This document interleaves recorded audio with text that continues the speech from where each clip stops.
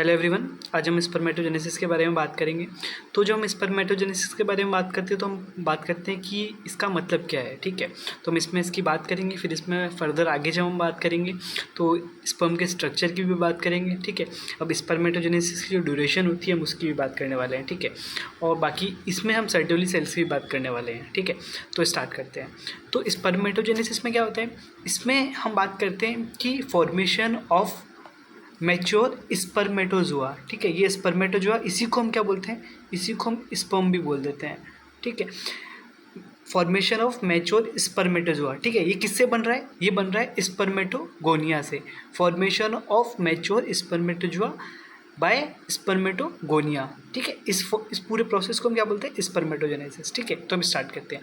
अब यहाँ पे क्या होता है, ये कहाँ पे हो रहा है सारा का सारा प्रोसेस, ये प्रोसेस सारा का सारा हो रहा है अपने टेस्टिस के अंदर। ठीक है, स्पर्मेटोजेनेसिस का जो फॉर्मेशन है सारा का सारा कहाँ हो रहा है, टेस्टिस के अंदर। ठीक है, जैसे टेस्टिस की बात करें तो हमने टेस्टिकुलर लोब्यूल्स की बात की थी। ठीक है, तो ये सारा का सारा प्रोसेस वहीं पे हो रहा है। ठीक है, तो इसमें क्या होता है कि ये जो स्पर्मेटोगोनिया है, ठीक है, इसमें क्या होता है, ये कन्वर्ट होता है फर्स्ट प्राइमरी स्पर्मेटोसाइट में। ठीक है, अब स्पर्मेटोगोनिया में भी हम जो बात करेंगे तो ये दो टाइप के होते हैं। ठीक है, type A spermatogonia, type B spermatogonia. ठीक है, अब टाइप ए और टाइप बी में ज़्यादा आपको कुछ याद नहीं करना है, सिर्फ इनमें कलर का फ़र्क होता है। ठीक है, जो टाइप ए और टाइप बी होते हैं इसमें सिर्फ और सिर्फ किस चीज़ का फ़र्क होता है, इसमें सिर्फ और सिर्फ कलर का फ़र्क होता है। ठीक है, जो टाइप ए वाले जो होते हैं, ठीक है, टाइप ए वाले में क्या होता है, इसमें कलर आते हैं। ठीक है, डार्क कलर का होगा। ठीक है, डार्क एंड पेल कलर, मतलब नॉर्मली हमको ज़्यादा इसकी बात नहीं करें, डार्क मतलब टाइप ए वाले होते हैं उसमें कलर का फर्क होता है, फिर वो टाइप ए वाला कन्वर्ट होता है टाइप बी में। ठीक है, फिर टाइप ए और टाइप बी, ठीक है, मतलब पहले टाइप ए होता है फिर टाइप बी होता है, उसके बाद वो कन्वर्ट हो जाता है इसमें प्राइमरी स्पर्मेटोसाइट में। ठीक है, अब ये जो स्पर्मेटोगोनिया से प्राइमरी स्पर्मेटोसाइट में जो ये मतलब कन्वर्ट हुआ है उसमें होता है डिफ्रेंशिएशन। ठीक है, डिफ्रेंशिएशन या फिर इसको माइटोसिस भी बोल देते हैं। ठीक है, तो जो स्पर्मेटोगोनिया है, ठीक है, तो हम देखें इसकी प्लॉइडी क्या है, इसकी प्लॉइडी है 2n। ठीक है, मतलब ये डिप्लॉइड सेल है। अब यहाँ से जैसे माइटोसिस होगा मतलब अपने नंबर को अपने बढ़ा रहा है। ठीक है, जो नंबर को बढ़ाएगा तो किसमें कन्वर्ट हो जाएगा, प्राइमरी स्पर्मेटोसाइट में। तो इसकी भी प्लॉइडी क्या है, 2n मतलब ये भी डिप्लॉइड है। ठीक है, अब प्राइमरी स्पर्मेटोसाइट पे फर्स्ट म्यूटिक डिवीजन होता है। जब हमने बात की फर्स्ट म्यूटिक डिवीजन, ठीक है, म्यूटिक डिवीजन में म्यूसिस 1 म्यूसिस 2। जो म्यूसिस 1 होता है वो रिडक्शनल डिवीजन होता है। रिडक्शन मतलब कैसे, क्यों यहाँ पे ये क्या था, ये डिप्लॉइड था, अब ये किस में कन्वर्ट हो गया, ये हेप्लॉइड में कन्वर्ट हो गया। ठीक है, तो अब प्राइमरी स्पर्मेटोसाइट से क्या बना, सेकेंडरी स्पर्मेटोसाइट। ठीक है, तो जब हम बात करते हैं कि जो क्रोमोसोम का नंबर हाफ हुआ है वो किस में हुआ है, वो हुआ है किस में, जब प्राइमरी स्पर्मेटोसाइट से वो सेकेंडरी स्पर्मेटोसाइट में बदलता है। ठीक है, तो वहाँ पे क्या हुआ, उस क्रोमोसोम नंबर हाफ हो गया। ठीक है, मतलब पहले डिप्लॉइड था अब वो हेप्लॉइड हो गया है। फिर जब बात करेंगे सेकेंडरी स्पर्मेटोसाइट से, फिर वो किस में कन्वर्ट होता है, स्पर्मेटिड में। ठीक है, अब स्पर्मेटिड क्या होता है, ये इमेच्योर स्पर्म होते हैं। ठीक है, फिर इमेच्योर स्पर्मेटोजोआ होते हैं। ठीक है, यहाँ पे इसकी जो शेप होती है वो राउंड राउंड शेप होती है। ऐसे जब हम बात करेंगे तो ये ऐसे राउंड राउंड शेप होती है। ठीक है, तो जो सेकेंडरी स्पर्मेटोसाइट से स्पर्मेटिड का फॉर्मेशन होता है उसके अंदर भी एक और रिडक्शनल डिवीजन होता है। ठीक है, अब यहाँ पे ये भी रिडक्शनल डिवीजन, इसको हम इसलिए नहीं बोल पाएंगे, ठीक है, मतलब डिवीजन हो रहा है। ठीक है, क्योंकि यहाँ पे म्यूसिस सेकंड हुआ है। अब म्यूसिस सेकंड को जो बोलते हैं ये इक्वेशनल डिवीजन होता है, मतलब यहाँ पे जितना, जैसे इसके देख रहे हैं यहाँ पे हैप्लॉइड था, इसके बाद जो स्पर्मेटिड है वो भी हैप्लॉइड है, मतलब इसमें क्या है, इसमें सिर्फ डिवीजन हुआ है। ठीक है, क्योंकि सेकंड मतलब जो हम बात करते हैं सेकंड म्यूटिक डिवीजन होता है वो सेम होता है माइटोसिस के जैसा। ठीक है, तो यहाँ पे क्या हुआ, सिर्फ इसका मतलब इसमें सिर्फ डिवीज़न हुआ है। ठीक है, और इसके नंबर बढ़े हैं। ठीक है, बाकी इसकी प्लॉइडी चेंज नहीं हुई है। फिर जो स्पर्मेटिड से स्पर्मेटोजोआ का बना है, ठीक है, मतलब इमेच्योर स्पर्मेटिड। ठीक है, मतलब स्पर्मेटिड को इमेच्योर ही बोलते हैं। उसके बाद जो स्पर्मेटोजोआ है फिर स्पर्म का फॉर्मेशन हुआ है, उसमें एक प्रोसेस होता है जिसको हम क्या बोलते हैं, स्पर्मियोजेनेसिस। ठीक है, स्पर्मियोजेनेसिस, क्योंकि हमें क्या बन रहा है, स्पर्म बन रहा है, जेनेसिस मतलब किसी चीज़ का फॉर्मेशन होना।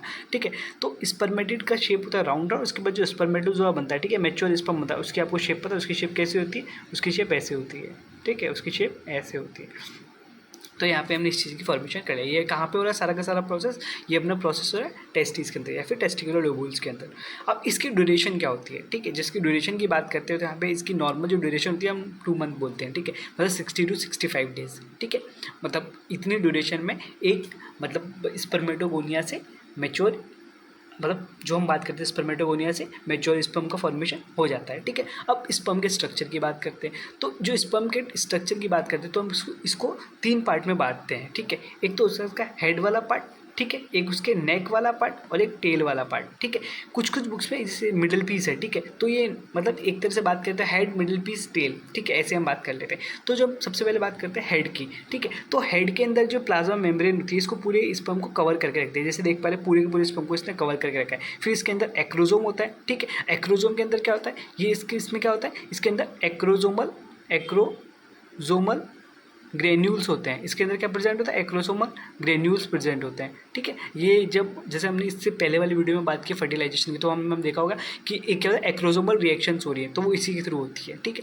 फिर इसके अंदर क्या होता है, इसके अंदर न्यूक्लियस होता है, जिसके अंदर मतलब क्या बोलते हैं, इसके अंदर जो क्रोमोजोम होता है मतलब डीएनए होता है वो इसके अंदर प्रेजेंट होता है। फिर नेक के अंदर बात की, ठीक है। अब नेक में फिर ये मिडिल पीस आता है, ठीक है। मिडिल पीस के अंदर ही क्या होता है, इसके अंदर होता है माइटोकॉन्ड्रिया। मिडिल पीस के अंदर क्या प्रेजेंट होता है, माइटोकॉन्ड्रिया। माइटोकॉन्ड्रिया क्या करता है, उसको माइटोकॉन्ड्रिया उसको एनर्जी प्रोवाइड करता है, ठीक है। माइटोकॉन्ड्रिया उसको एनर्जी प्रोवाइड करता है, ठीक है। फिर अब जब लास्ट में हम बात करते हैं इसकी, तो यहाँ पे ये आप जैसे देख पा रहे हैं ये सेंट्रियोल है, ठीक है, ये सेंट्रियोल प्रेजेंट होते हैं। अब सेंट्रियोल जब ये क्या है, ये सेंट्रियोल है, ठीक है। अब सेंट्रियोल जब होता है ये क्या करेगा, इसको जब हम बात करेंगे कि इसका जब डिवीज़न होगा, ठीक है, जब डिवीज़न होगा तो यहाँ पे क्या करेगा, जैसे ये हमने बात की डिवीज़न हो रहा है, तो ये सेंट्रियोल क्या करेगा, ये सेंट्रियोल दो पोल्स पे जाके ऐसे बैठ जाएगा और फिर ये क्या करेगा, हाफ जो जेनेटिक मटेरियल उसको अपने अपने साइड ले लेगा। अब ये कब होगा, जब हम जाइगोट की फॉर्मेशन की, जैसे पहले वाली वीडियो में हमने बात की है, ठीक है। तो इतनी बात की हमने। अब जो टेल होती है, ये टेल क्या करती है, इसको मोटेलिटी प्रोवाइड करती है, ठीक है। सिर्फ इसमें इतनी ही बात करनी है। अब हम बात करते हैं इसके अंदर कुछ हार्मोन्स के बारे में, ठीक है। इसके अंदर हम बात करते हैं कुछ हार्मोन्स के बारे में। अब यहाँ पे क्या हुआ कि ये जो अपना होता है, ये जो न्यूक्लियस होता है, जैसे ठीक है, इसके आपने न्यूक्लियस की बात की, ठीक है, ये न्यूक्लियस है, इसके ऊपर क्या है, ये एक्रोजोम होता है, ठीक है। ये एक्रोजोम क्या करता है, इसको मतलब ये पूरे के पूरे इसको न्यूक्लियस को कवर करके रखता है, मतलब एक तरह से एक्रोजोम उसको प्रोटेक्शन प्रोवाइड करता है, ठीक है। अब हम बात करेंगे इसमें जो सर्टोली सेल्स होती हैं, ठीक है, सर्टोली सेल्स की बात करते हैं। तो जो सर्टोली सेल्स होती है, सर्टोली सेल्स क्या करती हैं, सर्टोली सेल्स क्या करती है, इसको मतलब जो सर्टोली सेल्स होती हैं, ठीक है, जो सर्टोली सेल्स होती हैं, सर्टोली सेल्स जो इसमें इसको न्यूट्रिशन प्रोवाइड करती है। इसके फंक्शन के बारे में बात करते हैं अपन, ठीक है।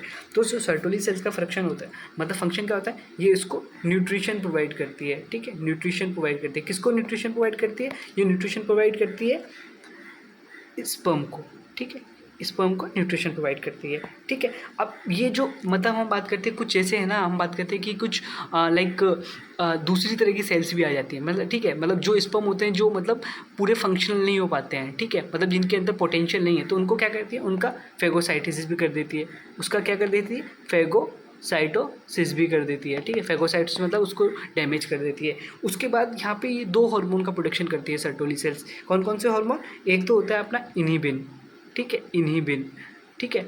इनहिबिन क्या करता है, इनहिबिन करेगा कि जब ज़्यादा स्पर्म का प्रोडक्शन हो जाता है तो उसको इनहिबिट करने का काम करता है, ठीक है। ये नेगेटिव फीडबैक देता है किसको, अपने हाइपोथैलेमस को। उसके बाद एक होता है मुलेरियन इनहिबिटिंग हार्मोन MIH, ठीक है। अब मुलेरियन इनहिबिटिंग हार्मोन क्या होता है, ये जब हम बात करेंगे किसकी, हमने जैसे हमने बात की थी कि MIH का काम होता है कि ये जो फीमेल वाले होते हैं, ठीक है, जो फीमेल के स्ट्रक्चर्स होते हैं, ठीक है, उनको क्या करता है, उनको जो हम बात करते हैं कि जब मेल बेबी का फॉर्मेशन होने वाला था, तो MIH क्या करेगा कि जो फीमेल स्ट्रक्चर हैं उनको बनने नहीं देता है, ठीक है। तो ये MIH का काम हो गया। ये सारे के सारे क्या हुआ, ये किसका काम है, ये सर्टोली सेल्स का काम है, ठीक है। अब यहाँ पे क्या हुआ कि ये सारा हमने बात कर लिया है, ठीक है। तो जो मेन काम है वो क्या होगा, यहाँ पे इसका स्ट्रक्चर आपको याद करना है, ठीक है, इसका स्ट्रक्चर इंपॉर्टेंट है, इसका ड्यूरेशन इंपॉर्टेंट है, और माइटोसिस डिवीज़न कहाँ पे कैसे कैसे हुआ है, ठीक है। तो इस वीडियो में इतना ही, थैंक यू।